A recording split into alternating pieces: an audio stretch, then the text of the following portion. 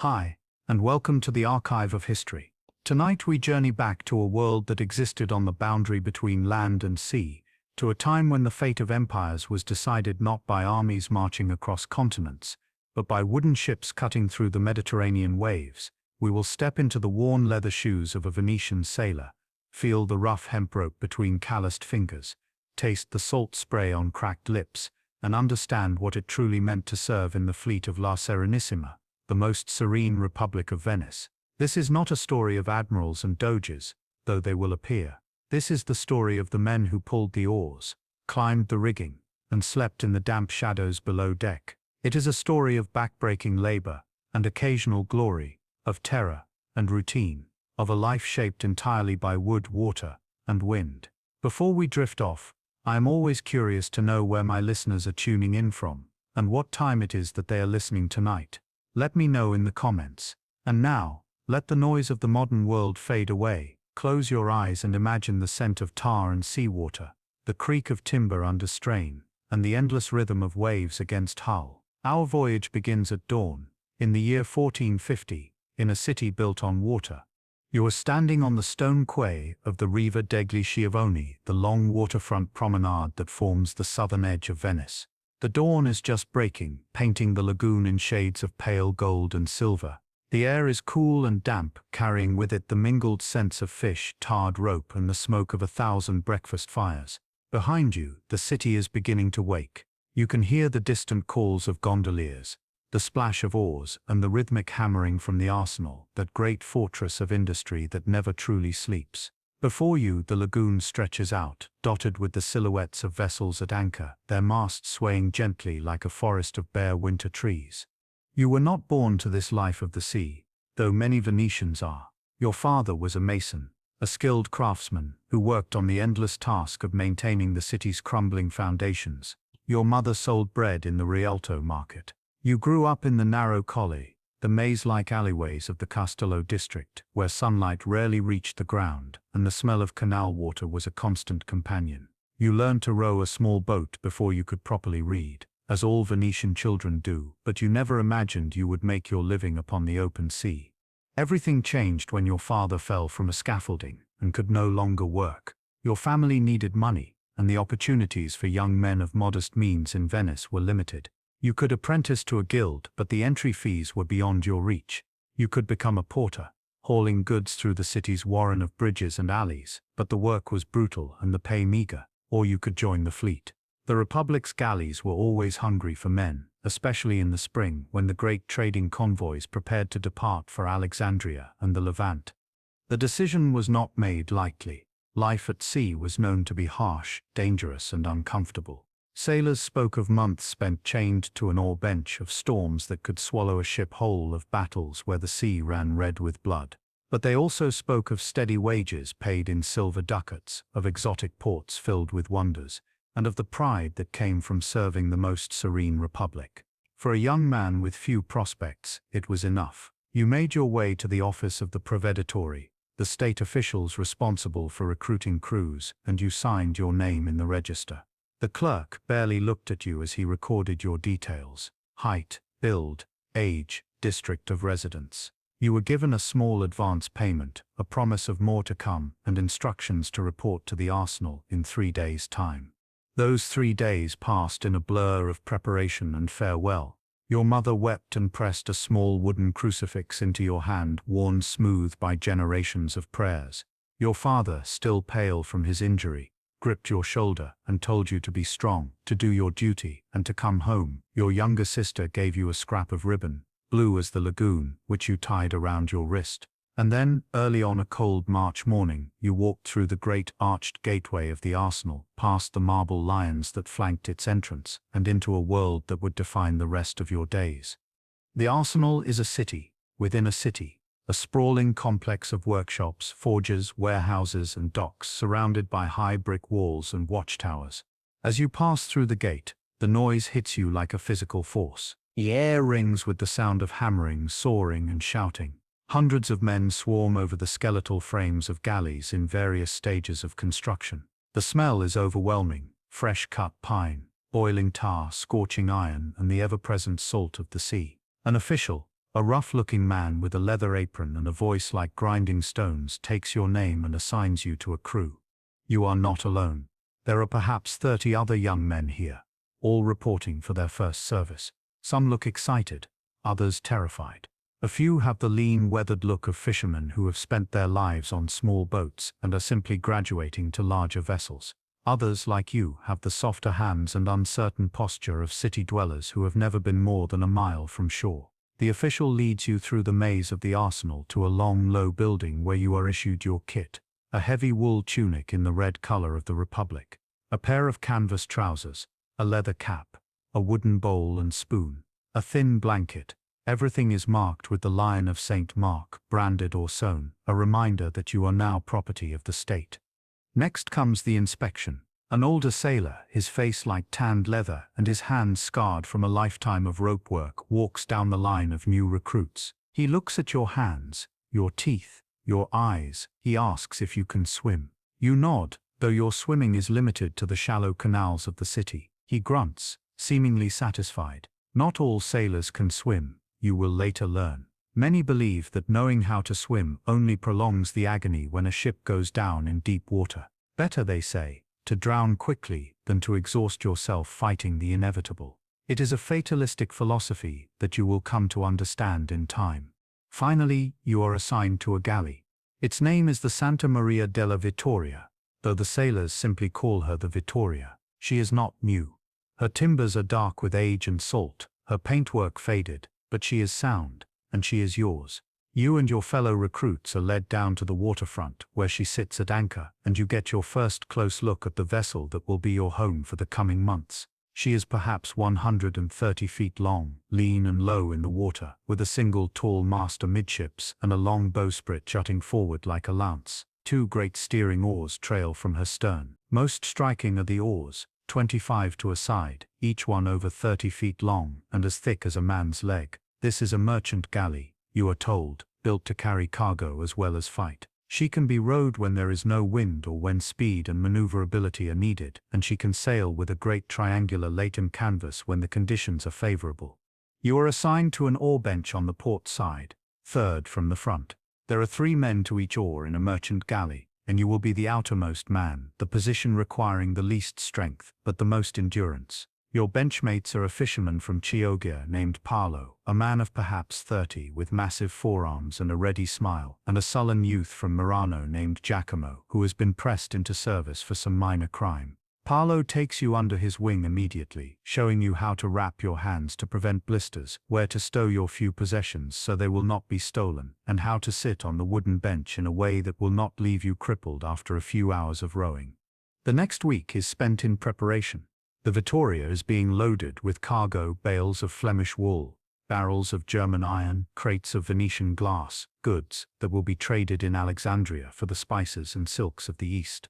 You help with the loading, hauling heavy loads up the narrow gangplank and into the galley's hold. The work is exhausting, but it is good preparation for what is to come. In the evenings, as the sun sets over the lagoon, the crew gathers on deck and the older sailors begin to teach the new recruits the skills they will need.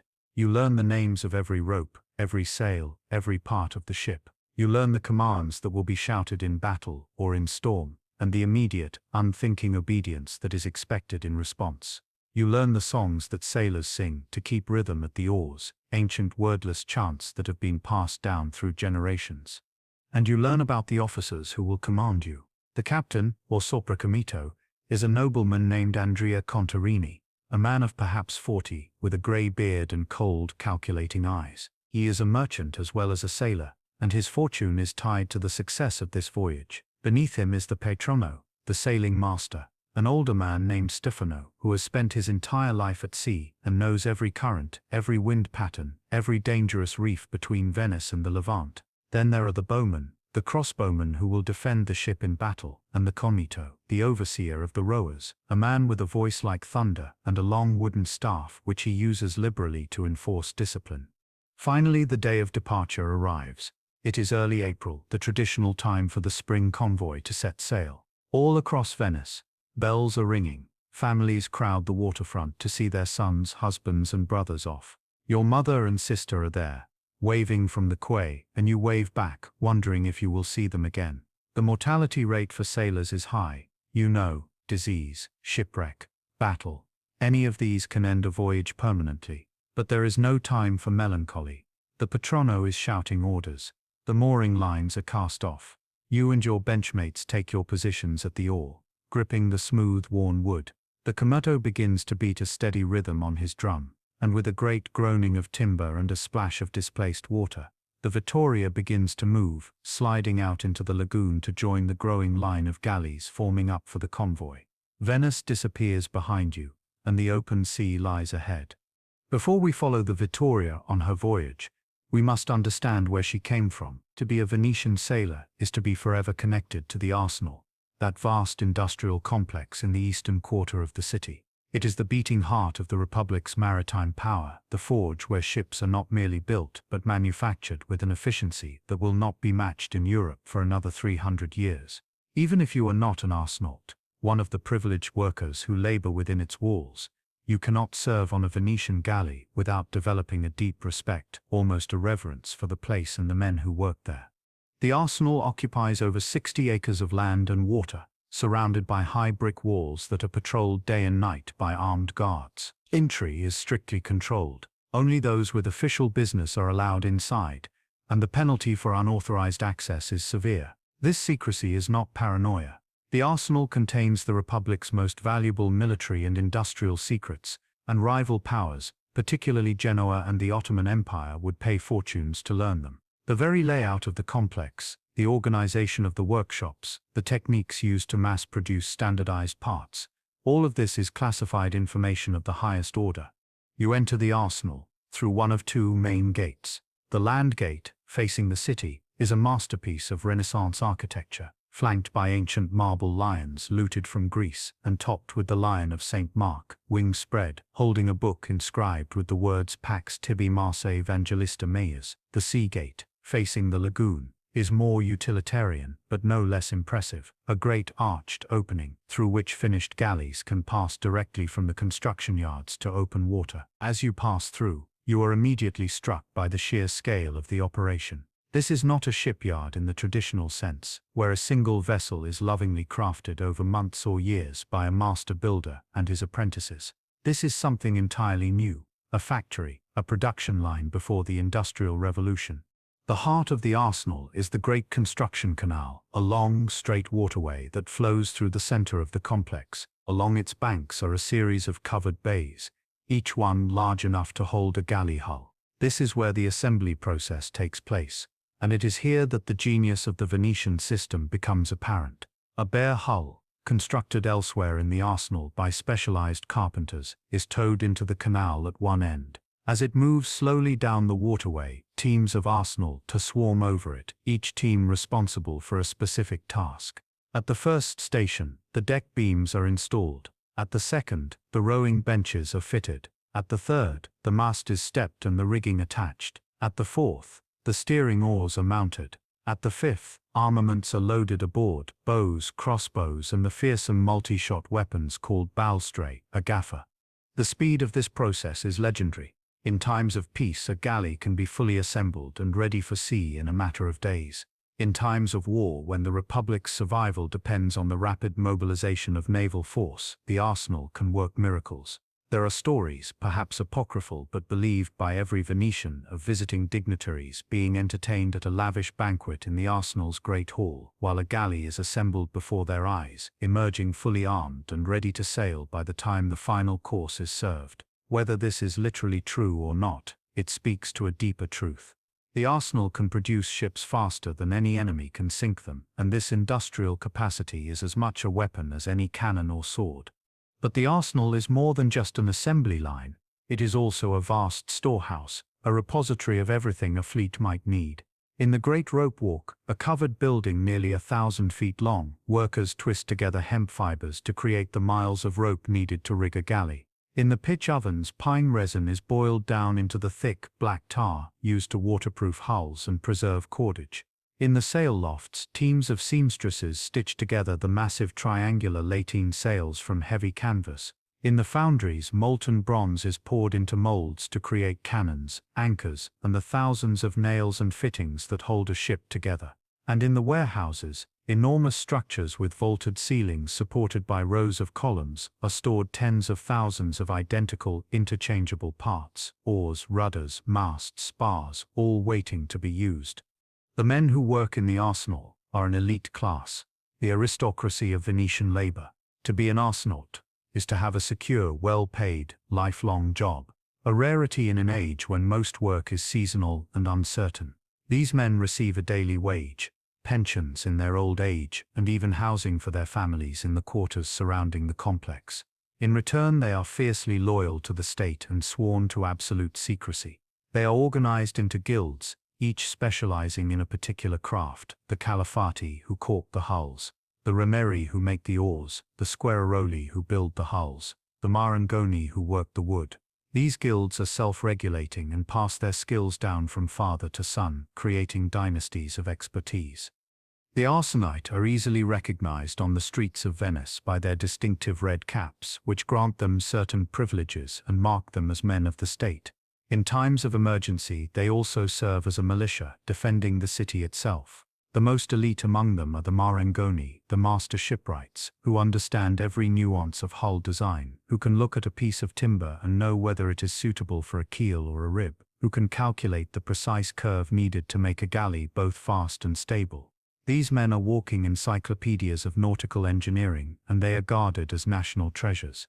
The ships they produce are not beautiful in the way a sailing ship of the later age of sail might be beautiful. A Venetian galley is a functional, even brutal, design.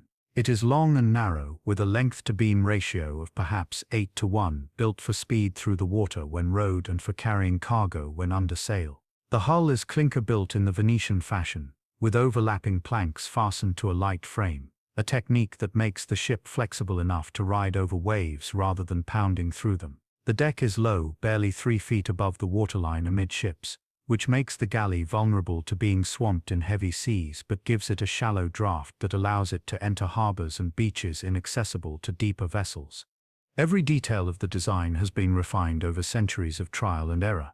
The oars are mounted on outriggers, wooden frames that extend out from the hull, allowing for longer oars and thus greater leverage. The rudders are twin steering oars rather than a single stern rudder, a design that gives better control at low speeds but requires skill to operate. The lateen sail, that great triangular expanse of canvas, is rigged on a long yard that can be swung to catch the wind from almost any angle, making the galley far more weatherly than the square-rigged ships of northern Europe. And everywhere, in every joint and seam, is the evidence of careful craftsmanship and hard-won experience. The arsenal does not just build new ships, it also maintains the fleet, a never-ending task in an age when wood and rope deteriorate quickly under the assault of salt water and sun. Galleys that return from voyages are hauled out of the water onto stone slipways, where teams of workers inspect every plank, replace rotted timbers, re-caulk seams, and apply fresh coats of tar and paint. The most valuable ships, the great war galleys and the ceremonial vessels like the Bucentauro, the Doge's state barge, are kept under cover in special sheds when not in use, protected from the elements. Lesser vessels are simply left at anchor in the lagoon, their maintenance deferred until they are needed again.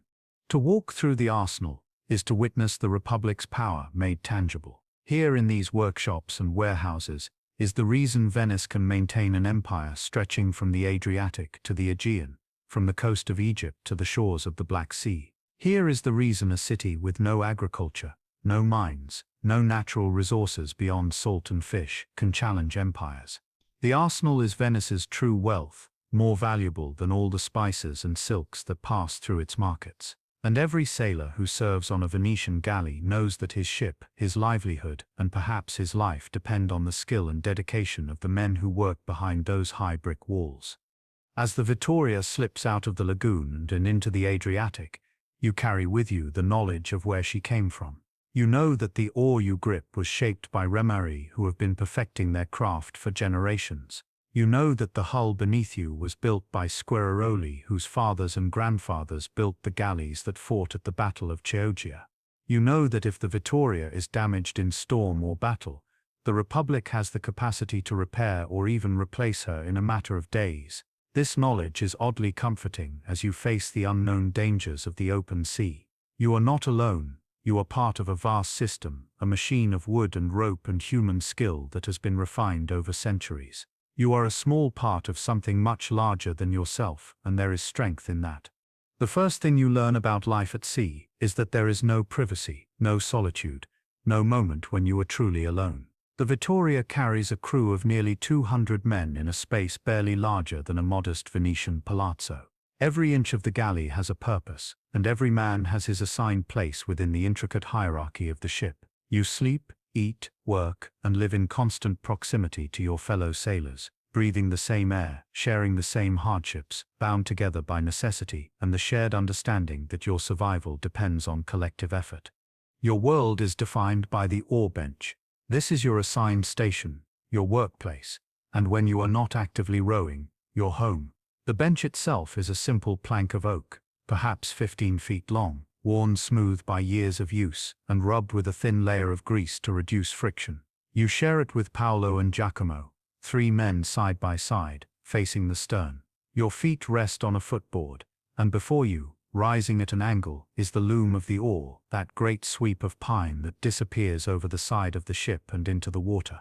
The oar is held in place by a leather collar passed through a hole in the outrigger, and it pivots on a wooden pin that creaks with every stroke. The rowing itself is back-breaking work, but it has a rhythm that once learned becomes almost meditative. The comito stands on a raised platform near the stern, beating time on a drum or simply calling out the rhythm with his voice. The stroke begins with the oar raised, the blade out of the water. You lean back, gathering your strength. Then as the drum beats, you pull forward, driving your legs against the footboard, throwing your weight onto the loom. The oar bites into the water, and you feel the resistance, the way the sea pushes back. You pull through the stroke, muscles burning, and at the end you lift the blade clear of the water and recover, sliding back on the bench, ready to begin again, and again, and again, for hours at a time. In favorable conditions, when there is a good wind and the lateen sail is set, you do not row at all. This is a blessed relief. The galley moves under sail power alone, and you are free to rest, to move about the deck, to attend to other tasks. But when the wind dies or blows from the wrong quarter, when the captain needs speed or maneuverability, the order comes to ship oars and you return to your bench. On a long day of rowing, you might pull your oar for 8 or even 10 hours, broken only by brief rests for water and hardtack. Your hands blister and bleed despite the wrappings. Your back aches, your lungs burn from the exertion. And yet, you keep rowing, because there is no alternative. The galley's routine is governed by the rhythm of watches and the demands of wind and weather. The day begins before dawn, with the morning prayers. A priest, if one is aboard, leads the crew in a brief service, invoking the protection of Saint Mark and the Virgin Mary. If there is no priest, the captain or one of the officers recites the prayers from memory. Religion is not optional aboard a Venetian galley. The sea is a capricious and dangerous place, and every man knows that he is at the mercy of forces beyond his control. To neglect the divine is to invite disaster. After prayers comes breakfast, if it can be called that. You are issued a ration of hardtack, that twice-baked bread which is as hard as wood and must be soaked in water or wine to be edible, and a small portion of cheese. If the voyage is going well, and supplies are good, there might be dried fish or a handful of olives. You eat sitting on your bench, washing down the meager food with a cup of sour wine diluted with water. The wine is not a luxury. Fresh water quickly becomes foul in the barrels stored below deck, breeding algae and strange odors. The wine, even when watered, remains drinkable and helps to kill whatever microorganisms might be lurking in the water supply. The day's work depends on the wind and the captain's orders. If the galley is under sail, some men are assigned to maintain the rigging, splicing frayed lines and tarring the ropes to prevent rot. Others bail the bilge, that foul-smelling space at the bottom of the hull where seawater inevitably seeps in through the corked seams. The bilge must be kept as dry as possible, or the ship will become sluggish and difficult to handle. Bailing is miserable work, performed with wooden buckets passed hand to hand in a human chain, the water dumped overboard. The smell alone, a combination of stagnant seawater, spoiled food and human waste, is enough to turn the stomach of even the most hardened sailor. If the galley is rowing, There is no time for other tasks. Every man not actively at an oar is standing by to relieve those who are, or is attending to the sails and rigging. The officers move among the crew, checking the rhythm, ensuring that every stroke is synchronized. The comito watches with a practiced eye, and his staff comes down hard on the shoulders or backs of men who are slacking or out of time. This is not cruelty for its own sake, though it may seem so to a new recruit. A single man rowing out of rhythm can throw off the entire ship, causing the oars to clash or miss the water entirely. Discipline at the oar is a matter of survival. Meals are taken twice a day, once in the morning and once in the evening. The food is monotonous and barely adequate. Hardtack, cheese, dried fish, the occasional onion or handful of beans. Once a week, if supplies allow, the cook lights a fire in the brick firebox on deck and prepares a hot meal, usually a thin stew made from beans, salt pork, and whatever vegetables are still edible. This is the highlight of the week, a moment of warmth and relative comfort in an otherwise harsh existence. You eat from your wooden bowl, squatting on the deck or perched on a coil of rope, savoring the hot food and the brief respite from labor. Water is rationed carefully. Each man is allowed a certain amount per day, measured out by the ship's steward and jealously guarded. In summer, when the Mediterranean sun beats down on the deck and the air shimmers with heat, thirst is a constant torment. You learn to take small sips, to hold the water in your mouth and let it soak into your parched tissues before swallowing. You learn to avoid the temptation to drink seawater, which brings only madness and death. You learn to lick the moisture from damp ropes in the early morning, before the sun dries them. These are small strategies, survival mechanisms, that every sailor develops. Sleep is a luxury taken where you can find it. At night, if the weather is calm, you spread your thin blanket on the deck and lie down, using a coil of rope or your bundled tunic as a pillow. The galley never truly stops. There is always a watch on duty, men stationed at the oars ready to row at a moment's notice, lookouts posted at the bow and stern scanning the horizon for dangers. If you are lucky enough to be off watch, you sleep fitfully, lulled by the creak of timber and the gentle slap of waves against the hull. If the weather turns or a threat is sighted, you are roused immediately, stumbling to your station in the darkness, still half asleep but driven by instinct and training. Privacy, as mentioned, does not exist.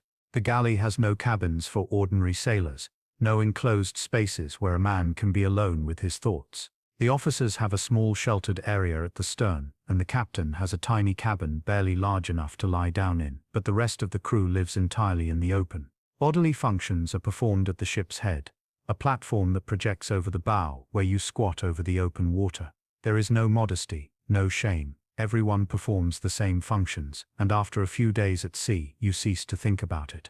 The close quarters and constant proximity lead to complex social dynamics. Friendships form quickly and intensely. Paolo, your benchmate, becomes like a brother. You share your rations with him when he is sick, and he does the same for you. You learn his stories, his hopes, his fears. He tells you about his wife and children waiting in Chioggia, about the small fishing boat he hopes to buy when he has saved enough money. Giacomo, the youth from Murano, gradually opens up, revealing that he was caught stealing bread to feed his younger siblings and given the choice between prison and service in the fleet. You begin to understand that every man aboard has his own story, his own reasons for being here. But the proximity also breeds tension. Fights break out over perceived slights, over accusations of theft, over nothing at all. Men cooped up in a small space, working exhausting hours, living on poor food and little sleep, are quick to anger. The officers maintain discipline with an iron hand. A man caught fighting can be flogged or, in extreme cases, put in irons. A man caught stealing from his fellows can be keel-hauled, dragged under the ship from one side to the other, the barnacles on the hull flaying his skin. These punishments are brutal, but they are understood and accepted. The ship is a small world, and it cannot function without order. There are moments of respite, of something approaching pleasure, on calm evenings. When the work is done and the galley drifts under a canopy of stars, the crew gathers on deck. Someone produces a flute or a small drum. Songs are sung, old ballads of the sea, tales of famous voyages and legendary storms. Men play dice or cards for small stakes, a few copper coins or a ration of wine. The older sailors tell stories, some true, some embellished, some purely fantastical. They speak of sea monsters and mermaids, of islands that appear and disappear, of the great sea serpent that lives in the depths and swallows ships whole. You listen half believing, knowing that the sea is large and full of mysteries. And there is the sea itself which, despite all the hardships, possesses a terrible beauty. You see sunrises and sunsets that paint the sky in colors you never knew existed. You see the water turn from blue to green to black, shifting with the light and the depth. You see dolphins racing alongside the galley, leaping and playing in the bow wave. You see the phosphorescence at night, the way the oar blades leave trails of glowing light in the dark water, as if you are rowing through liquid stars. You see storms building on the horizon, vast towers of cloud lit from within by lightning. These sights, terrible and beautiful, remind you that you are part of something larger than the small concerns of daily life. You are engaged in the ancient human struggle against the sea, and in that struggle there is a kind of dignity. As the days blur into weeks, you become a different person. Your hands develop thick calluses that no longer blister. Your muscles harden. Your skin turns brown and leathery from the sun and wind. You learn to anticipate the ship's movements, to keep your balance on the pitching deck without thinking. You learn the 1,000 small skills that separate a seasoned sailor from a landlubber: how to tie a dozen different knots, how to splice a broken line, how to read the color of the water and know what depth lies beneath, how to smell rain on the wind before you see the clouds. You become part of the galley, as much a component of its functioning as the mast or the oars. And though you sometimes long for the solid ground of Venice, for the smell of bread baking and the sound of church bells, you also begin to understand why some men make the sea their home. Every society has its structure, its layers of rank and responsibility, and the society of a Venetian galley is no different. From the captain who commands the ship to the lowliest rower chained to his bench, every man has his place, and that place is defined with rigid precision. To understand life aboard the Vittoria is to understand this hierarchy, to know who gives orders and who obeys, who eats first and who eats last, who sleeps under shelter and who sleeps on the open deck. At the apex of this pyramid is the comito, the captain. Andrea Contarini is a nobleman, a member of one of Venice's great patrician families, and his authority is absolute. He is not merely a sailor, but a merchant, and the voyage of the Vittoria is as much a commercial venture as a maritime one. He has invested his own money in the cargo stowed below deck, and his fortune rises or falls with the success of the trip. This gives him a personal stake in every decision, every risk, every delay. He is responsible not just for the ship, but for the entire enterprise, and the Republic holds him accountable for both. The comito is a figure of some mystery to the common sailors. He rarely mingles with the crew, spending most of his time in his small cabin at the stern or standing on the quarterdeck, surveying the sea with a spyglass. When he gives orders, they are brief and clear, and they are obeyed without question. He dresses well, in a long coat and a cap trimmed with fur, and he carries himself with the natural authority of a man accustomed to command. You see him most often during prayers, when he leads the crew in reciting the Paternoster and the Ave Maria, his voice steady and sure. In those moments he is not just your captain, but the representative of the Republic itself, the link between the ship and the state. Below the comito is the patrono, the sailing master.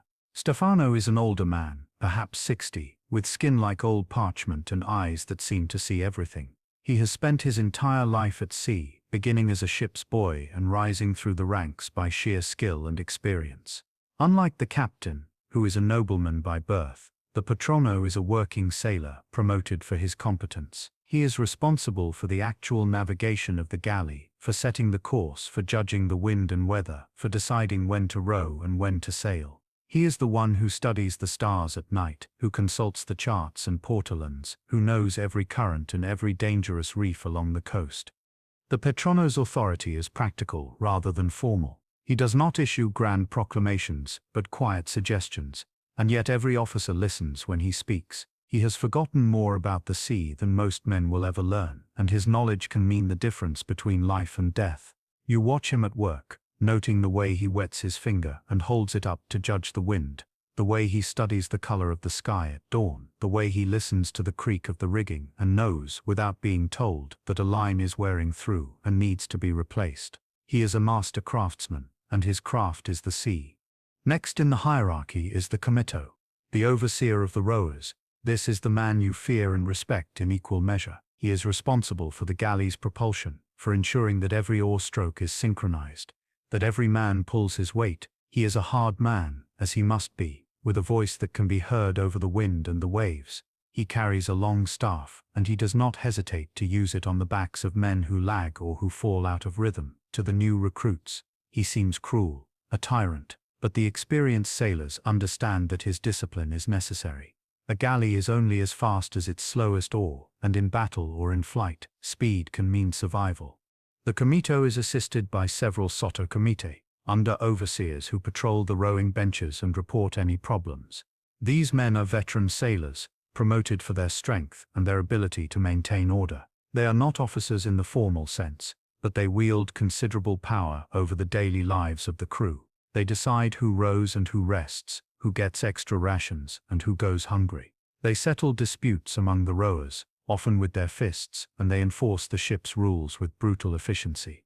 Then there are the specialist sailors, men with particular skills who are exempt from rowing except in emergencies.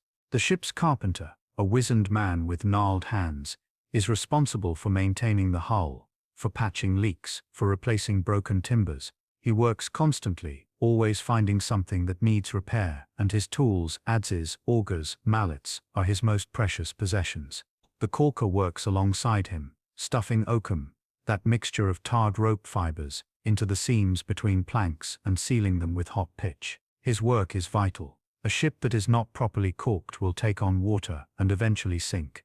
The sailmaker tends to the great lateen sail, patching tiers and replacing worn sections of canvas. He works in the small sailmaker's loft, a sheltered area amidships where he spreads out the heavy fabric and stitches it with a curved needle and waxed thread. The ship's cook, a one-eyed man named Berto, presides over the firebox, a brick structure on the deck where meals are prepared. He is not a skilled chef, but he can make the monotonous rations stretch further than seems possible, and he guards his supplies with the vigilance of a miser. The steward manages the stores, keeping careful records of every barrel of water, every cask of wine, every sack of hardtack. He is the ship's accountant, and his ledgers are inspected regularly by the captain. The archers and crossbowmen occupy a special place in the hierarchy. These are professional soldiers, not sailors, and they are aboard to defend the galley in case of attack. They are paid more than the rowers and are given better food and shelter. They drill regularly, practicing with their weapons, and they maintain their equipment with obsessive care. A crossbow is a complex and expensive piece of machinery, and a skilled crossbowman can put a bolt through a man's chest at 100 paces. The archers carry long bows and short composite bows, and they are expert at shooting from the pitching deck of a moving ship. In battle they will stand at the bow and stern raining arrows down on the enemy while the rowers maneuver the galley into position. Below the specialists are the ordinary sailors, men like you and Paolo and Giacomo. You are the backbone of the galley, the ones who pull the oars and haul the ropes and perform the 100 small tasks that keep the ship functioning. You have no particular skills beyond strength and endurance, and you are paid the least, but you are also the most numerous, and the ship cannot move without you. You take a certain pride in this, a sense that despite your low rank, you are essential. At the very bottom of the hierarchy, if they are aboard, are the convicts and slaves. Not all Venetian galleys carry forced labor, but many do, especially the war galleys. These men are chained to their benches, unable to leave even to relieve themselves. They are fed just enough to keep them alive and able to row, and they are beaten regularly to ensure obedience. Their lives are short and brutal, and most do not survive a single season at sea. The free sailors avoid them, not out of cruelty, but out of a kind of superstitious fear. To look at the chained men is to see a possible future, a reminder of how quickly fortune can turn. The hierarchy is maintained through a combination of formal rules and informal customs. The officers eat first, and they eat better food. They sleep under shelter while the ordinary sailors sleep on the open deck. They have servants to attend to them, men drawn from the crew and assigned to these duties as a punishment or a test. But the hierarchy is not absolute. A skilled sailor can rise through the ranks, becoming a sottocomito or even a patrono if he lives long enough and proves his competence. And in times of crisis, when the ship is in danger, the distinctions of rank fade away. Every man from the captain to the lowliest rower is equal in the face of the sea's wrath. You learn to navigate this hierarchy, to know your place and to respect those above you without becoming servile. You learn to obey orders immediately and without question, because hesitation can lead to disaster. But you also learn to judge men by their competence and their character rather than their rank. You see that the patrono, despite his humble origins, is the most respected man aboard because he knows the sea. You see that the captain, for all his nobility, depends on the skill of his crew, and that his authority is effective only insofar as he earns their loyalty. You see that the comito, though harsh, is fair, punishing shirkers but rewarding hard work. And you begin to understand that the galley is a meritocracy of a kind where survival depends on skill and effort rather than birth or wealth. This understanding brings a certain satisfaction. On land, you are a nobody, a mason's son with no prospects, but at sea, you are a sailor, a man with a skill and a place. Your hands may be calloused and your back may ache, but you are part of something larger than yourself. You are part of the fleet of La Serenissima, and that means something. It means that you are trusted to defend the Republic, to carry its goods, to project its power across the Mediterranean. It means that in some small way you matter, and in the harsh and uncertain world of the 16th century, that is no small thing.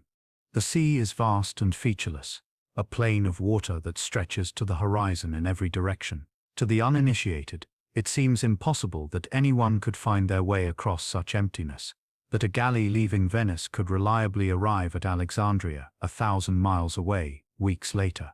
And yet, it is done, voyage after voyage, year after year. The secret lies in the accumulated knowledge of generations of sailors, in the art of navigation and seamanship, and in the careful observation of the natural world. The patrono Stefano is the master of this art. You watch him at work, trying to understand how he does it.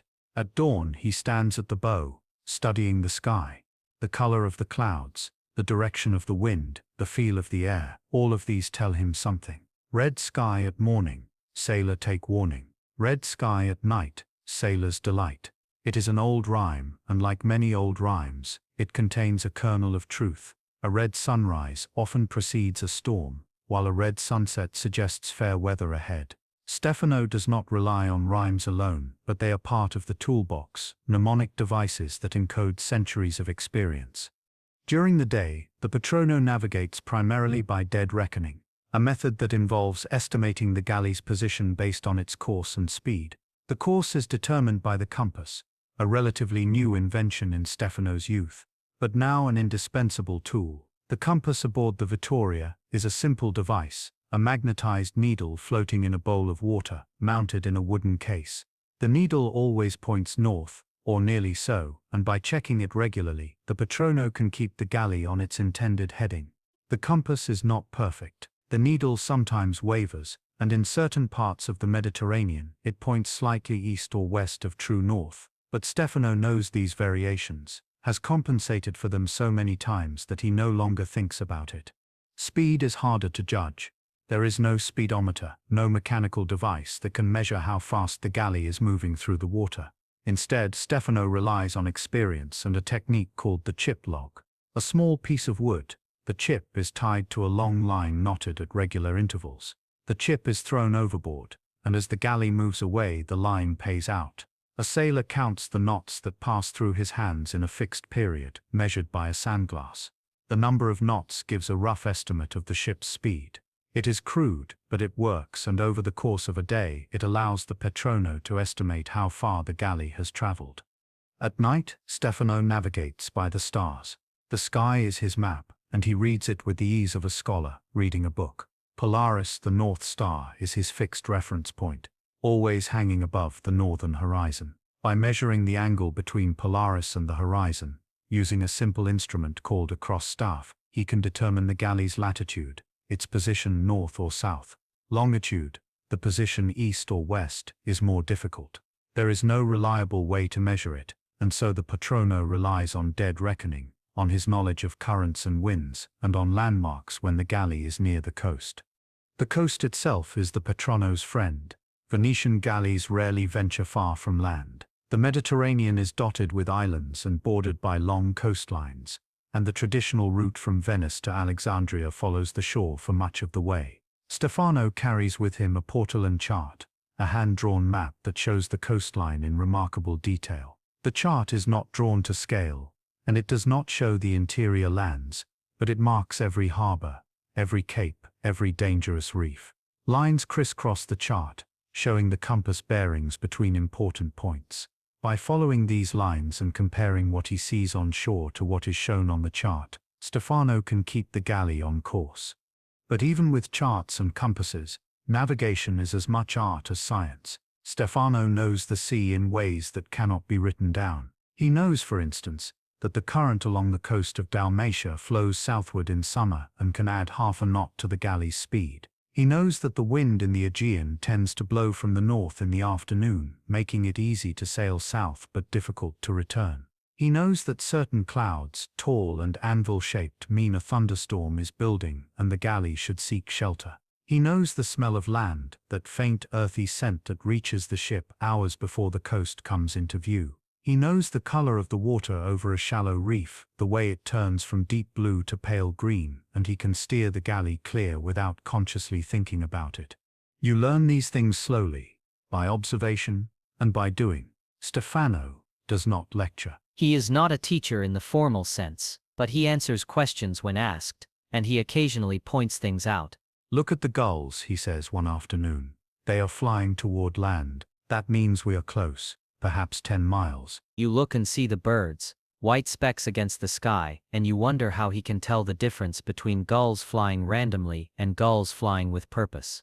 But the next morning, the coast appears on the horizon, exactly where he said it would be, and you begin to understand that he is reading signs invisible to you. Seamanship, the practical skill of handling the galley in all conditions, is something every sailor must learn. It is not enough to simply pull an oar. You must understand how the ship moves, how it responds to wind and wave, how to trim the sail, how to adjust the rigging, how to work together as a team. The galley is a complex machine, and every part must function smoothly for the whole to work. The most fundamental skill is rowing. It seems simple. You pull the oar, you move the ship, but there is subtlety to it. The stroke must be smooth and even, with no wasted motion. You must time your stroke to match the men around you, so that all the oars enter the water at the same instant and pull with the same force. If one man is out of sync, the oar blades clash, and the ship loses momentum. If one side rows harder than the other, the galley turns. In battle, this can be used to the captain's advantage, spinning the ship quickly to bring its ram or its archers to bear. But in normal sailing, the goal is to row straight and fast, and that requires discipline and coordination. Raising and lowering the sail is a team effort involving a dozen men. The lateen sail is huge, perhaps 40 feet along its longest edge, and the yard from which it hangs is even longer. When the order comes to set sail, men rush to their positions. Some haul on the halyard, the rope that lifts the yard. Others guide the sail as it unfurls, ensuring it does not snag or tear. Still others adjust the sheets, the ropes that control the angle of the sail relative to the wind. It is chaotic, and it is noisy, with officers shouting orders and sailors shouting back. But gradually the sail rises, catches the wind, and fills with a great snapping sound. The galley surges forward, and the rowers ship their oars and rest. It is a moment of triumph, of man harnessing nature. Tacking, changing course by turning the bow through the wind, is more difficult with a lateen sail than with a square rig. The yard must be lowered, swung around the mast, and raised again on the other side. This is back-breaking work, and it must be done quickly, before the galley loses all momentum and drifts. You learn to move without thinking, to grab the ropes and pull when ordered, to duck when the yard swings overhead, to trust that the men around you are doing their jobs. It is dangerous. A loose rope can lash out like a whip, breaking bones. A swinging yard can knock a man overboard. But with practice, the crew becomes efficient, and tacking becomes routine. Anchoring is another skill. The galley's anchor is a massive piece of iron, hundreds of pounds, attached to a thick rope called the cable. When the order comes to drop anchor, the anchor is pushed overboard, and the cable pays out, running through a wooden fairlead at the bow. When enough cable has been let out, it is secured, and the anchor digs into the seabed, holding the galley in place. Raising the anchor is exhausting work. The cable is hauled in hand over hand, with the entire crew pulling in unison. As the galley moves forward over the anchor, the weight becomes lighter, but it is still a monumental effort. Men strain and sweat, their muscles burning, until finally the anchor breaks free and is hauled up onto the deck, dripping with mud and seaweed. In storms, seamanship becomes a matter of survival. When the wind rises and the waves grow, the galley becomes a terrifying place. The deck pitches and rolls and water washes over the sides. The sail must be lowered immediately before it tears or the mast snaps. The oars must be shipped, pulled inboard and lashed down, so they are not smashed by the waves. Every loose object must be secured. And then there is nothing to do but ride it out, holding on, praying and hoping that the hull does not split and the sea does not swallow you whole. Stefano, in these moments, is the calmest man aboard. He has seen storms before, dozens of them, and he knows what the galley can endure. He orders the bow turned into the waves, so the ship takes them head-on rather than broadside. He adjusts the steering oars constantly, making tiny corrections to keep the galley stable. He speaks quietly to the captain, reassuring him, and his confidence spreads to the crew. If the patrono is not afraid, then perhaps there is no need to be afraid. It is a lie, in a sense. Everyone is afraid. But the lie is necessary, and so you cling to it, and you endure. Through all of this, you learn. You learn to read the wind by the way the waves are moving. You learn to judge distance by the size of landmarks on shore. You learn the names of every rope and spar, and the function of each. You learn to tie knots quickly and securely, even in the dark, even with cold, numb fingers. You learn to work with your fellow sailors, to anticipate what they will do to move as a single organism. And you learn to trust the patrono, to believe that he will bring you safely to port, even when the land is out of sight and the sea stretches empty in every direction. This trust is not blind. It is earned through competence and experience, and it is the foundation of the galley's success. After weeks at sea, the cry finally comes from the lookout at the bow. Land, the word spreads through the ship, and men who were dozing on the deck leap to their feet. You shade your eyes and squint at the horizon, and there it is, a low, dark line where the sea meets the sky. The coast of Egypt. The Vittoria has reached the end of her outbound voyage, and ahead lies the great port of Alexandria, the gateway to the spice trade, the hinge between the Mediterranean world and the riches of the East. The approach to Alexandria is gradual. The land is flat, and the city does not reveal itself all at once.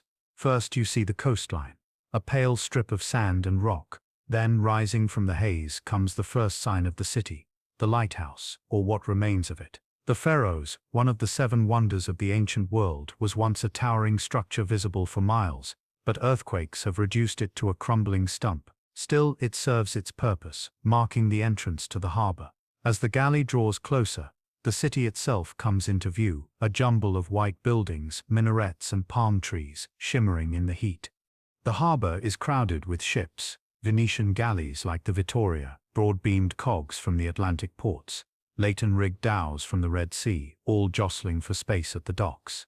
The air is filled with sound, the cries of seabirds, the shouting of sailors, the braying of donkeys, the rhythmic chanting of dockworkers hauling cargo. And the smells, spices of course, cinnamon and cloves and pepper, but also less pleasant odors, rotting fish, human waste, the acrid smoke of cooking fires. It is overwhelming after the clean emptiness of the sea, but it is also exhilarating. This is why you came, to see the world beyond Venice. The Vittoria is directed to a mooring by the harbor master's officials, and the crew drops anchor. The unloading begins immediately. The cargo that was carefully stowed in Venice, wool, iron, glass, is hauled up from the hold and transferred to lighters, small boats that will carry it to the docks. This is hard work, but it is a welcome change from the monotony of rowing. The rowers who have been confined to their benches for weeks are now free to move about, to stretch their legs, to feel solid ground beneath their feet, if only the wooden planks of the dock. Shore leave, however, is not guaranteed. The captain decides who may go ashore, and who must remain with the ship. The cargo must be guarded, and the galley must be maintained. You are among the lucky ones. After the cargo is unloaded, and the Vittoria has been inspected and found secure, Paolo, Giacomo, and a handful of other sailors are given permission to go ashore for the afternoon. You are warned sternly to be back by sunset, to stay out of trouble, and to avoid the brothels and gambling dens that cluster near the docks. You nod obediently, though you know that these warnings are largely ignored. The moment your feet touch the dock, You feel the strangeness of it. The ground seems to move beneath you, rising and falling like the deck of a ship. This is mal de débarquement, the land sickness that afflicts sailors after a long voyage. It will pass in a few hours, but for now, you walk with an exaggerated rolling gait, and Paolo laughs at you even as he stumbles himself. Together you make your way into the city. Alexandria is a shock to the senses. Venice is a cosmopolitan place, but it is still a Christian city, built on European foundations. Alexandria is something else entirely. The narrow streets are packed with people. Egyptians, Turks, Arabs, Greeks, Africans, all dressed in robes and turbans and garments you cannot name. The language is a babble of Arabic, Turkish, Coptic, and a dozen other tongues. You hear Italian spoken occasionally, the language of merchants, but it is a relief when you do, a small anchor of familiarity in a sea of strangeness. The market, the souk, is the heart of the city. It is a labyrinth of covered alleyways, each one lined with stalls and shops selling everything imaginable. Spices, of course, piled high in burlap sacks, saffron, cardamom, turmeric, each one more aromatic than the last. Silks and damasks from Persia and China, shimmering in the dim light, brass lamps and copper pots, jewelry of gold and silver, carpets woven with intricate geometric patterns. You wander through the souk, your eyes wide, trying to take it all in. Merchants call out to you, offering deals, insisting that you examine their wares. Some speak a little Italian, and they are eager to sell to Venetian sailors, knowing that you have silver in your pockets. You stop at a food stall and buy a meal, your first hot, fresh food in weeks. It is lamb roasted on a spit, served with flatbread and a spicy sauce that makes your eyes water.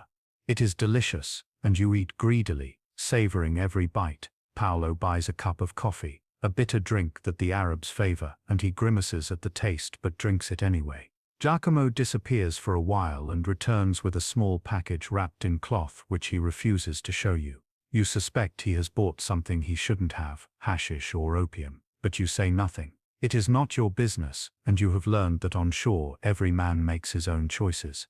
The afternoon passes in a blur. You visit a bathhouse, a hammam, where you scrub away weeks of salt and grime in clouds of steam. It is a luxury, and it makes you feel almost human again. You visit a coffee house, where old men sit smoking water pipes and playing backgammon. You wander through the streets, marveling at the architecture, the arched doorways and tiled courtyards, so different from the Gothic and Renaissance buildings of Venice.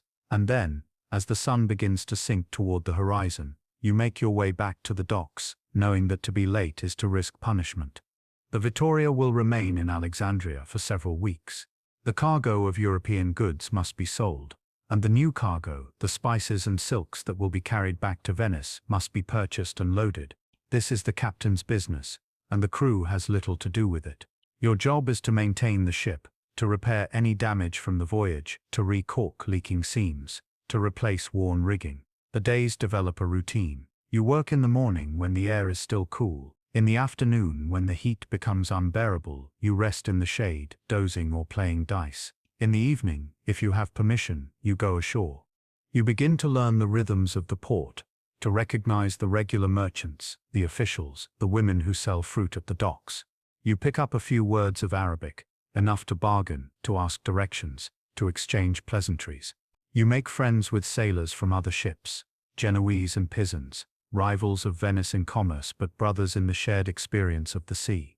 Over cups of cheap wine, you swap stories, complaining about your officers, boasting about past voyages, lying about women. It is all harmless, a way to pass the time. But not everything about port life is pleasant. Alexandria is a Muslim city, ruled by the Mamluk Sultanate, and Christians are tolerated but not always welcomed. There are neighborhoods where it is unwise to go alone, where a lone Venetian sailor might be robbed or worse. There are tensions sometimes erupting into violence. You hear stories of men who drank too much, who insulted the wrong person, who ended up in the Mamluk prison, a place from which few Europeans emerge. The captain warns the crew repeatedly, do not cause trouble, do not draw attention, remember that you are guests here, and that the Republic's trade depends on good relations with the Sultan. Disease is also a constant threat. The heat, the filth, the crowded conditions, all of these breed illness. Men fall sick with fevers, with dysentery, with strange afflictions that leave them weak and wasted. The ship's surgeon, such as he is, does what he can, but his knowledge is limited. He bleeds the sick, administers purgatives, and prays. Some men recover, others do not. You attend the funeral of a sailor from another galley, a man you met once in a tavern. His body is wrapped in canvas, weighted with stones, and committed to the sea. The priest recites the prayers, and you wonder if you will be next. Despite the dangers, port is a welcome respite from the sea. It is a place where you can sleep without the constant motion of the waves, where you can eat fresh food, where you can for a little while feel like a human being rather than a cog in the galley's machinery. And as the new cargo is loaded, bale after bale of spices, crates of silk, boxes of precious incense, you know that the Vittoria will soon set sail again, heading back to Venice, and the cycle will begin anew. The return voyage from Alexandria to Venice is, in many ways, the heart of the Venetian maritime enterprise. It is not a journey of exploration or conquest, but a carefully orchestrated commercial operation, a routine so well established that it has been refined over centuries. And yet, routine does not mean safe or easy. The Mediterranean is a dangerous place, and the convoy system, developed over generations of hard experience, is the Republic's answer to those dangers. The Vittoria does not sail alone. No Venetian galley laden with precious cargo would dare to venture across the open sea unescorted. Instead, the galleys gather in Alexandria, waiting until a sufficient number have completed their business. The wait can be days or weeks depending on the season and the political situation. Finally, the word comes down. The convoy will depart at dawn. The fleet will consist of 15 galleys, a mix of merchant ships like the Vittoria and a few war galleys, faster and more heavily armed, whose sole purpose is to protect the others. The night before departure, the mood on the galley is tense. The crew makes final preparations, checking the rigging, securing the cargo, ensuring that everything is in order. The captain holds a meeting with the other supra-committed, discussing the route, the expected weather, the potential threats. Pirates are always a concern, especially in the waters around Crete and the Aegean Islands. The Ottoman navy is another worry. Although Venice and the Sultan are nominally at peace, there are always incidents, misunderstandings that can escalate into violence. And then there are the natural dangers, storms, reefs, the simple fact that the sea is vast and unforgiving. At dawn, the convoy assembles at the mouth of the harbor. The war galleys take up positions at the front and rear, their rams cutting through the water, their decks bristling with crossbowmen and archers. The merchant galleys form a loose line between them. The flagship, commanded by the most senior captain, leads the way. A trumpet sounds, bright and clear in the morning air. Oars bite into the water, and the fleet begins to move, a procession of wooden ships heading north toward home. The first leg of the journey takes the convoy along the coast of Egypt and then northward through the Levantine Sea toward the island of Cyprus. The days fall into a familiar rhythm. When there is wind, the galleys sail, their lateen sails full and straining. When the wind dies, the crews row, pulling in unison to the beat of the comito's drum. The pace is steady but not punishing. The goal is not speed but endurance, keeping the fleet together, conserving the strength of the rowers for when it is truly needed. At night, the convoy anchors in protected bays or harbors. The captains do not risk sailing in the dark, not with so much valuable cargo at stake. The crews go ashore where possible, lighting fires on the beach, cooking hot meals, stretching their legs. Sentries are posted, and the war galleys patrol the approaches to the anchorage. Pirates are opportunistic. They strike at isolated targets, lone ships separated from the fleet. But a convoy of 15 galleys, with experienced crews and professional soldiers, is too formidable a target. And so the nights pass without incident, and the fleet moves steadily northward. Cyprus is the first major stop. The island is a Venetian possession, the kingdom of Candia, and the port of Famagusta is a bustling hub of trade. The convoy spends several days there, taking on fresh water, repairing any damage, allowing the crews to rest. You go ashore and marvel at the massive fortifications, the walls and bastions that the Republic has built to defend its most important eastern outpost. The city is a mix of Greek and Venetian culture, Orthodox churches standing alongside Catholic cathedrals, the streets filled with soldiers, merchants and sailors from a dozen nations. It is a reminder that Venice is not just a city but an empire, with possessions scattered across the Mediterranean. From Cyprus, the convoy turns westward, crossing the open sea toward Crete. This is the most dangerous part of the voyage. The waters around the southern coast of Anatolia are notorious for pirates, Turkish corsairs who prey on Christian shipping. The captains order increased vigilance, lookouts are doubled, and the war galleys range ahead and to the flanks, scouting for threats. The crews sleep at their stations, ready to row at a moment's notice. But the voyage is uneventful. Perhaps the size of the convoy deters the pirates. Perhaps luck is with you. In any case, after several days of tense sailing, the mountains of Crete appear on the horizon, and the fleet makes for the port of Heraklion, the capital of the island. Crete is the jewel of the Venetian maritime empire. It is large and prosperous, producing wine, olive oil, and grain, and its position in the center of the Mediterranean makes it a natural hub for trade. The convoy spends a week in Heraklion, and you take the opportunity to explore. The city is heavily fortified. Its massive walls and bastions, a testament to the Republic's determination to hold this strategic island. You visit the fortress that guards the harbor, a huge stone structure bristling with cannons. You wander through the market, where Cretan farmers sell their produce alongside merchants, offering goods from across the Mediterranean. And you visit one of the island's Orthodox monasteries, perched on a hillside overlooking the sea, a place of peace and quiet after the noise and chaos of the galley. From Crete, the convoy turns northward again, heading for the Greek mainland and the Adriatic. The route takes you through the islands of the Cyclades, a scattered archipelago of rocky outcrops and barren hills. Many of these islands are Venetian possessions, part of the Stato da Mar, and the convoy stops at several of them to take on supplies and deliver messages. The sailing is easier here. The islands provide sheltered anchorages, and the distances between them are short, but the winds can be tricky, blowing from unexpected directions, and the patrono earns his pay, constantly adjusting the course, reading the sky, keeping the galley on track. The final leg of the journey takes the convoy up the Adriatic, past the Dalmatian coast with its Venetian fortresses and towns, and finally into the familiar waters of the lagoon. The voyage from Alexandria to Venice has taken more than a month, but now at last, the journey is nearly over. You see the coastline of Italy, the low, flat land of the port delta. You pass the Lido, the barrier islands that protect the lagoon. And then ahead, rising from the water like a mirage, is Venice, the towers and domes of San Marco, the campanile of the basilica, the endless red-tiled roofs of the city. The arrival of the spice convoy is a major event. Word spreads quickly, and the waterfront is crowded with people, families waiting for their loved ones. Merchants eager to inspect the cargo, officials checking manifests and collecting taxes.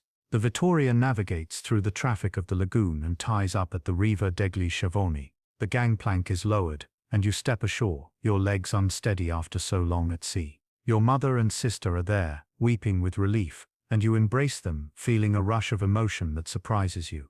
You had forgotten, in the hardship and monotony of the voyage, why you were doing this. Now you remember. You are home. The crew is given several days' leave while the cargo is unloaded and the Vittoria is inspected and repaired. You collect your pay, a handful of silver ducats, and you give most of it to your mother, keeping only enough for yourself to buy a new shirt and a night or two in a tavern. You walk through the familiar streets of the Castello district, marveling at how small and crowded everything seems after the vastness of the sea. You visit the church where you were baptized, lighting a candle in thanks for your safe return. You sleep in your own bed, under a roof, and it feels strange and confining after months of sleeping on the open deck. But you know that the reprieve is temporary.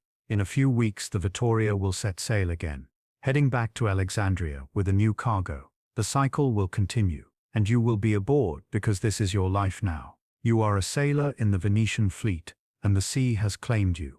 Not every voyage is a peaceful trading mission. Venice's empire is built on commerce, but it is defended by force, and every sailor knows that he may one day be called upon to fight. The Mediterranean is a contested space, and the Republic's enemies are many: Genoese rivals, Ottoman fleets, North African corsairs, even Christian pirates who care nothing for the flag a ship flies. To sail a Venetian galley is to be always aware that the horizon might at any moment reveal an enemy. Your first taste of battle comes on a voyage in the Aegean, not aboard the Vittoria, but on a war galley to which you have been temporarily assigned. The galley is the San Michele, a sleek, fast vessel built for combat rather than cargo. She carries fewer rowers than a merchant galley but more soldiers, professional crossbowmen and archers, whose job is to kill the enemy while the sailors maneuver the ship. The captain is a hard man, a veteran of a dozen battles, and his orders are clipped and precise. There is no room for error in combat, he tells the crew. Hesitation means death. The engagement begins without warning. You are rowing along the coast of an island, part of a small squadron patrolling the trade routes when the lookout calls out. Sails.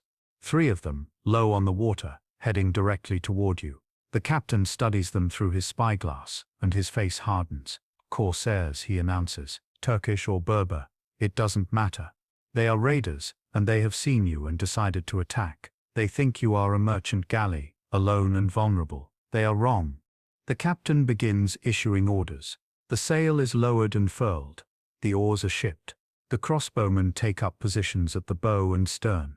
The sailors arm themselves with whatever weapons they have, knives, clubs, a few old swords.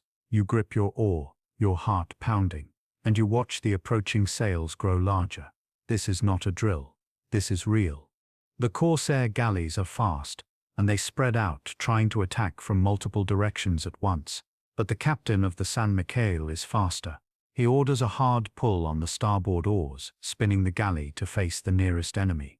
The corsairs are close now, perhaps 200 yards, and you can see the men on their decks shouting and waving weapons. They look almost exactly like you, sailors and soldiers doing their jobs. The realization is strange and unsettling. They are not monsters. They are men. The first clash is between the archers. The Venetian crossbowmen loose their bolts in a disciplined volley, and you see men on the corsair galley fall. The enemy archers return fire, and arrows thud into the deck and the hull of the San Michele. A sailor near you screams and clutches his shoulder, an arrow protruding from his flesh. There is no time to help him. The comito is shouting, ordering the rowers to pull, and you throw yourself into the work, hauling on the oar with every ounce of strength you have. The San Michele surges forward, heading directly for the corsair galley. The captain's plan becomes clear. He is going to ram. The bow of the galley is reinforced with a bronze-covered ram, a blunt projection designed to smash through the hull of an enemy ship. Ramming is a dangerous tactic. If the angle is wrong, if the speed is off, the San Michele could become entangled with the enemy, leaving both ships vulnerable. But if it works, the corsair galley will be crippled, taking on water, and its crew will be too busy trying to save themselves to fight. The distance closes. 50 yards. 30. You can see the faces of the men on the corsair galley, see their eyes widen as they realize what is about to happen. They try to turn, to avoid the ram, but they are too slow. The impact is tremendous, a splintering crash that shakes the entire galley. You are thrown forward, nearly losing your grip on the oar. The ram has struck the corsair galley near the waterline, smashing through the planking, and you hear the screams of men caught in the wreckage. But the battle is not over. The corsair galley is damaged but still afloat, and its crew is desperate. Grappling hooks fly through the air, biting into the deck of the San Michele. The two ships are pulled together, locked in a deadly embrace, and then the real fighting begins. Men swarm across the gap between the ships, scrambling over the grappling ropes, weapons in hand. The Venetian soldiers meet them with crossbow bolts and arrows at point-blank range, cutting down the first wave. But more come, and the fighting spills onto the deck of the San Michele. It is chaos, brutal and terrifying. Men hack at each other with swords and axes. They grapple hand to hand, wrestling, biting, clawing. The deck is slick with blood. You are not a soldier. You are a rower. But there is no time to think about that. A corsair, a young man not much older than you, leaps onto the deck near your bench wielding a curved knife. He comes at you, and instinct takes over. You grab the oar, lifting it like a club, and swing it with all your strength. The oar strikes him in the side, and he goes down, gasping. You hit him again and again until he stops moving. You stand there shaking, staring at the body, and you realize that you have killed a man. It is not glorious. It is not heroic. It is sickening. The battle lasts perhaps 10 minutes, though it feels like hours. Gradually, the Venetians gain the upper hand. The corsairs, outnumbered and caught by surprise, begin to fall back. Some leap into the water, preferring to take their chances with the sea than face Venetian steel. Others throw down their weapons and surrender. The captain of the San Michele orders the grappling hooks cut, and the two ships drift apart. The corsair galley is listing badly, taking on water through the hole the ram made. It will not stay afloat much longer. The aftermath is grim. The deck of the San Michele is littered with bodies, both Venetian and corsair. The wounded are tended to, their injuries bound with strips of cloth. The dead are stripped of anything valuable, and then, with little ceremony, thrown overboard. There is no time for proper burials at sea. The captain wants to put as much distance as possible between the San Michele and this place before the other corsair galleys decide to return. The crew washes the blood from the deck, and the oars are shipped, and the galley begins to move again, heading for a friendly port where the wounded can be properly cared for. You sit on your bench, your hands still shaking, and you try to process what has happened. You have been in a battle. You have killed a man. The other sailors seem unaffected, joking and laughing, already turning the fight into a story. But you cannot shake the image of the corsair's face, the way his eyes went wide with shock when the oar struck him. You tell yourself that it was necessary, that he would have killed you, but it does not help. That night, as the San Michele anchors in a quiet bay, you lie on the deck and stare at the stars. You think about home, about your mother and sister, about the narrow streets of the Castello district. You wonder if you will ever see them again, and you wonder if, when you do, you will be able to tell them about this, about what it is really like to be a sailor in the Venetian fleet. You suspect that you will not, that some things are too dark to share. And so you will carry this knowledge alone, a burden that every sailor bears, the knowledge that the sea demands not just labor, but also blood. If battle is the most dramatic danger at sea, storms are the most common, and in many ways the most terrifying. A battle can be won or lost, but a storm is simply endured. You cannot fight the wind or negotiate with the waves. You can only hold on and hope that the ship is strong enough, that the crew is skilled enough, and that fortune favors you. Every sailor has stories of storms that came out of nowhere, that swallowed ships whole, that left only wreckage and silence in their wake, and every sailor knows that sooner or later he will face such a storm himself. Your storm comes in late autumn, on a return voyage from the Levant.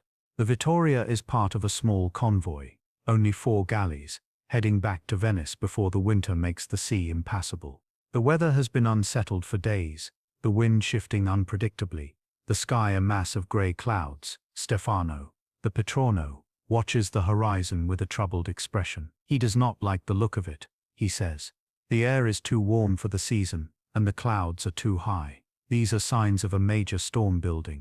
The captain decides to make for the nearest safe harbor, a sheltered bay on the coast of Dalmatia. But the storm moves faster than the convoy. In the late afternoon the wind begins to rise, gusting from the south. The sea which had been calm turns choppy, and the galleys begin to pitch and roll. The order comes to lower the sails and ship the oars. The crews scramble to secure everything, lashing down the cargo, battening the hatches, preparing for the worst. By nightfall the storm is upon you. The wind is howling, a constant roar that drowns out all other sound. The waves have grown enormous, towering walls of water that lift the Vittoria and then drop her into deep troughs. The galley groans and creaks, her timbers flexing under the strain. Water pours over the sides, flooding the deck, and you cling to the oar bench, soaked and terrified. The comito is shouting, but you cannot hear him over the wind. All you can do is hold on. The night is endless. There is no light except for occasional flashes of lightning that illuminate the chaos around you. In those brief moments, you see the other galleys of the convoy scattered across the raging sea, their masts bare, their crews fighting for survival. Then the darkness returns, and you are alone with the storm. The Vittoria is taking on water faster than the crew can bail. Men form a chain, passing buckets from the bilge to the side, but it is a losing battle. The water in the hold is rising, and you can feel the galley becoming sluggish, less responsive to the steering oars. Stefano, the patrono, is at the stern, gripping the tiller, his face set in concentration. He is trying to keep the bow pointed into the waves, to prevent the galley from being turned broadside and capsized. It is exhausting work, The steering oars fight him, twisting and jerking in the turbulent water, and it takes all his strength to hold them steady. The captain stands beside him, offering advice, but Stefano barely acknowledges him. This is the patrono's domain, and he is the only one who can save the ship. Sometime in the early hours of the morning there is a loud crack, and the mainmast splinters. The top section breaks off and falls, dragging the yard and the furled sail with it. The debris lands on the deck, a tangle of wood and rope, and men rush to clear it before it damages the hull. One sailor is crushed beneath the fallen mast, his screams cut short. There is no time to mourn him. The crew hacks at the ropes with knives, cutting the wreckage free and pushing it overboard. The Vittoria is now without a mast, unable to sail even if the storm passes, but that is a problem for later. Right now the only goal is to stay afloat. As dawn breaks, the wind begins to ease. The waves are still huge, but they are no longer breaking over the deck with every swell. The rain slackens, and the sky lightens to a dull grey.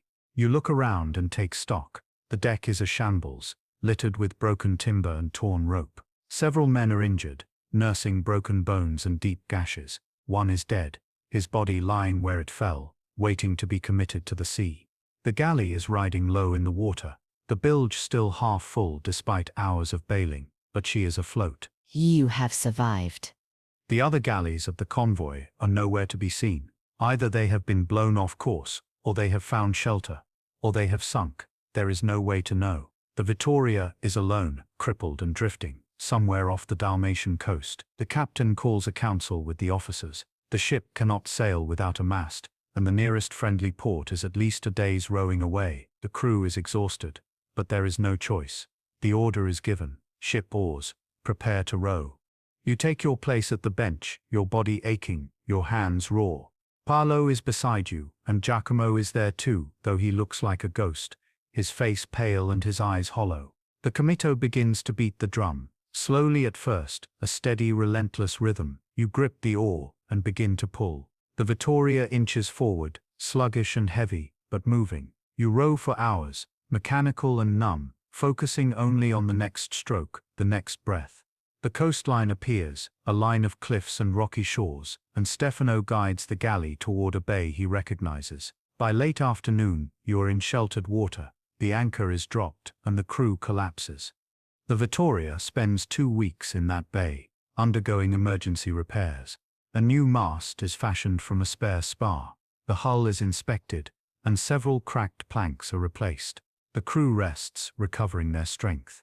Local villagers, hearing of the shipwrecked Venetian galley, bring food and fresh water, and the captain pays them generously.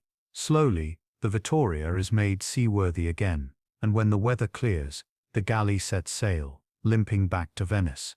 The storm has marked you. You have seen the sea at its worst, felt its power, understood how fragile the galley is, how close you came to death. Some sailors become more cautious after such experiences, unwilling to take unnecessary risks. Others become fatalistic, believing that their fate is in God's hands and that worry is pointless. You fall somewhere in between. You respect the sea, but you do not fear it. It is simply part of the world, neither good nor evil, and you are a sailor. This is the life you have chosen, and you will see it through. The world is changing, and Venice is changing with it, though not always by choice. The city that once dominated the Mediterranean, that controlled the flow of spices and silks from east to west, is slowly losing its grip. The reasons are many. The Ottoman Empire grows stronger, more aggressive, closing off trade routes that were once open. The Portuguese have found a sea route to India, around the southern tip of Africa, and they are bringing spices directly to Lisbon, bypassing Venice entirely. The Spanish, enriched by the gold and silver of the New World, are rising as a new superpower. And the wars in Italy, the endless conflicts between France, Spain, and the Holy Roman Empire, are draining the Republic's resources. You see the effects of this decline in small ways. The convoys are smaller now, fewer galleys making the journey to Alexandria. The wages are lower, and they are paid less regularly. The arsenal is still busy, but there are fewer new ships being built, more old ones being patched and repaired. The merchants in the Rialto are not as wealthy as they once were, and the grand palaces along the Grand Canal are not being built with the same extravagance. Venice is still a great city, still a power to be reckoned with, but the golden age is passing. You are older now, no longer the young recruit who first stepped aboard the Vittoria. You have spent more than a decade at sea, and it shows. Your hair is streaked with grey, and your face is weathered and lined. Your body is scarred from a dozen small injuries, and your hands are knotted with calluses. You have risen in rank, no longer just a rower but a petty officer, a comito, responsible for overseeing a group of benches. It is a position of some authority, and it comes with slightly better pay and the privilege of sleeping under a canvas shelter rather than on the open deck. But it is not an easy life, and you are tired. The voyages continue, but they are less frequent. Where once you might have made 3 or 4 trips a year to Alexandria or the Levant, now you make 2, sometimes only 1. The competition from other nations means that the Venetian monopoly on spices is broken and the profits are thinner. The Republic is adapting, diversifying its trade, but it is a slow process, and for the sailors the uncertainty is difficult. You never know if there will be another voyage, if the galley will be laid up for the winter and the crew dismissed, if you will have work next season. The final voyage you make on the Vittoria is in the spring of 1571, just before the Great Battle of Lepanto. The Republic has joined a holy league with Spain and the Papal States to confront the Ottoman Empire, and the fleet is being mobilized. Every available galley is being pressed into service, even the old merchant vessels like the Vittoria. She is being converted into a war galley, stripped of her cargo space, armed with cannons, her crew augmented with soldiers and professional crossbowmen. You are part of this transformation, helping to mount the guns, to reinforce the hull, to prepare for battle. But the Vittoria never makes it to Lepanto. During a shakedown cruise in the Adriatic, testing the new armaments, a cannon explodes. The defective gun bursts apart, sending shrapnel across the deck, killing 3 men and wounding a dozen more. The damage to the galley is severe. The deck is splintered, and the hull is cracked. The captain orders the Vittoria back to Venice for repairs. By the time the repairs are completed, the Battle of Lepanto has been fought and won. The Ottoman fleet has been destroyed, but the Vittoria played no part in it. After Lepanto, the Vittoria is decommissioned. She is too old, too damaged, no longer worth the cost of maintaining. She is towed to a quiet corner of the lagoon and left to rot, her timbers slowly succumbing to the water and the sun. You stand on the quay and watch her. This ship that has been your home for so many years, and you feel a strange sadness. She is just wood and rope, you tell yourself. But she was more than that. She was a part of your life. You are reassigned to another galley, a newer vessel, but it is not the same. The crew is different, the rhythms unfamiliar, and you are older, slower, less able to endure the long hours at the oar. You begin to think about the future, about what comes next. Some sailors retire, returning to their families, taking up trades on land. Others die at sea, their bodies given to the waves. A few, the lucky ones, become patroni or captains, rising to positions of authority. But most, like you, simply fade away, their contributions forgotten, their names unrecorded. You make a decision. After the next voyage, you will leave the sea. You have saved some money over the years, not much but enough to buy a small share in a workshop, to become a partner in a rope-making business. It is not a glamorous future, but it is a future, and it is on land, where the ground does not move beneath your feet. You tell Paolo, who is also thinking of retiring, and he nods in understanding. The sea has given you a living, but it has also taken much from you, your youth, your health, years of your life spent in hard labor. It is time to let the younger men take their turn. The final voyage is uneventful, a routine trip to Crete and back. You perform your duties mechanically, no longer feeling the old excitement or dread. When the galley ties up at the Riva degli Schiavoni and you step ashore for the last time, there is no ceremony, no acknowledgement. You collect your pay, sign the discharge papers, and walk away. Just like that, your career as a sailor is over. Years pass. You settle into your new life, working in the rope shop, a modest business near the arsenal. The work is easier than rowing, though it is still physical, your hands twisting fibers into cord, just as you once twisted your body to pull an oar. You marry, a widow with 2 young children, and you take on the role of father. You live in a small house in the Castello district, not far from where you grew up. On Sundays you attend Mass at the Church of San Giovanni in Bregora, and you light candles for the men you knew who did not come home. Sometimes you walk down to the waterfront and watch the galleys. They are fewer now, and they look different. The design has changed, the ships are larger, and there is talk of a new kind of vessel, the galleon, which relies entirely on sails and does not need rowers at all.